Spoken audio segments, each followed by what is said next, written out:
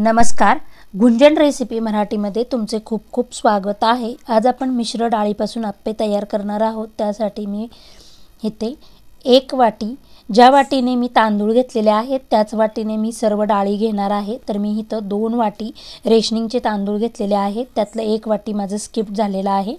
आता त्याच्यामध्ये 2 वाटी तांदळासाठी अर्धी वाटी उडीद डाळ, अर्धी वाटी हरभरा डाळ, अर्धी वाटी मूग डाळ, अर्धी वाटी मसूर डाळ, अर्धी वाटी पोहे आणि पाव चमचा मेथी दाणे टाकून आपण हे सर्व एकजीव करून घेणार आहोत।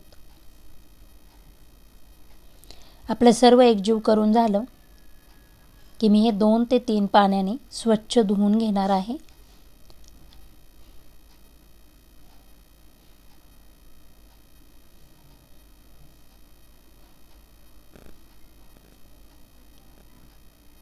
मी 2 ते 3 पाण्याने स्वच्छ धुवून घेतलेले आहे आणि आता 5-6 तास तरी मी हे भिजत ठेवणार आहे। मी त्यात पाणी टाकून घेतलेले आहे। आता त्याच्यावर झाकण ठेवून आपण 6 तास तरी ते भिजवून घेऊ। 6 तासानंतर तुम्ही पाहू शकता आपलं सर्व साहित्य किंवा सर्व डाळ तांदूळ भिजले गेलेले आहेत। ह्याच्यामध्ये हरभऱ्याची डाळ भिजायलाच फक्त वेळ लागतो। आता मी त्यातलं सर्व पाणी काढून घेतलेलं आहे आणि मिक्सरचं भांडं घेऊन त्यात थोडं थोडं टाकून, जास्त पाणी टाकायचं नाही, आपण घट्टसरच असं बॅटर वाटून घेणार आहोत। आपल्याला हे बॅटर इडलीच्या पिठासारखं हवं आहे।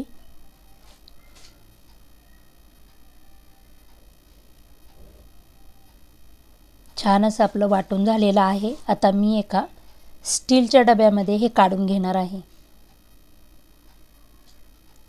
अशाच पद्धतीने मी सर्व डाळ तांदूळ वाटून घेणार आहे। आपले सर्व डाळ तांदूळ वाटून झाले की तुम्ही बघू शकता एकदम तळाला असं बसलेला आहे। डबा मी मोठा घेतलाय कारण की रात्रभर पीठ फर्मेट झालं तर ते उतू जाऊ नये किंवा बाहेर येऊ नये। आता झाकण ठेवून मी रात्रभर पीठ असंच ठेवणार आहे। सकाळी उठल्यानंतर तुम्ही पाहू शकता अर्धा डबा आपल्याला हे पीठ वर आलेलं आहे। त्याला छान अशी जाळी पडलेली आहे। आपलं पीठ छान फर्मेट झालेलं आहे। आता मी हे एका भांड्यामध्ये काढून घेते आणि त्यामध्ये आता मी चवीनुसार मीठ टाकून मिक्स करून घेणार आहे आणि गॅसवर एक आप्पेपात्र ठेवून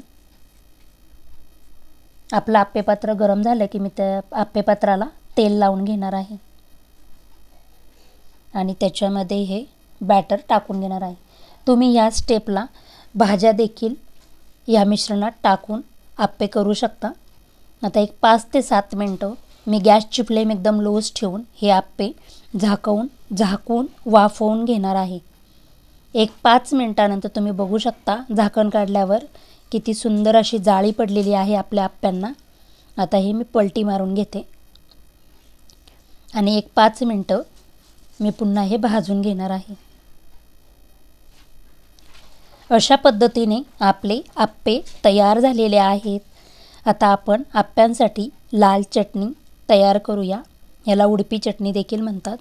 मी इथे एक मोठं टोमॅटो कट करून घेतलेला आहे, एक कांदा, कढीपत्ता, कोथिंबीर, काश्मीरी लाल तिखट, आलं, 4 ते 5 लसूण पाकळ्या, 1 चमचा उडीद डाळ, 1 चमचा फुटाण्याची डाळ आणि चवीनुसार मीठ घेतलेलं आहे।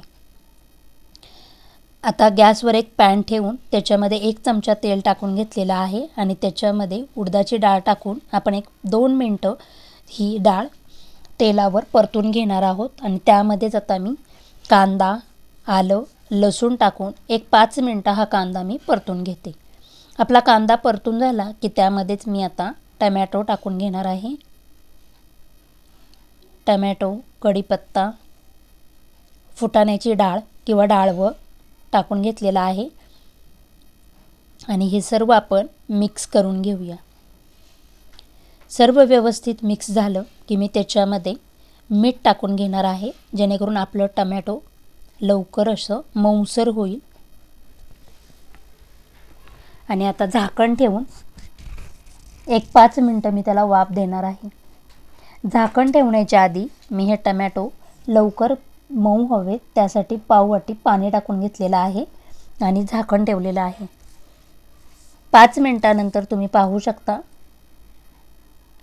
आपलं टोमॅटो छान मऊ झालेले आहेत. आता त्याच्यामध्येच थोडी कोथिंबीर टाकून घेतलेली आहे.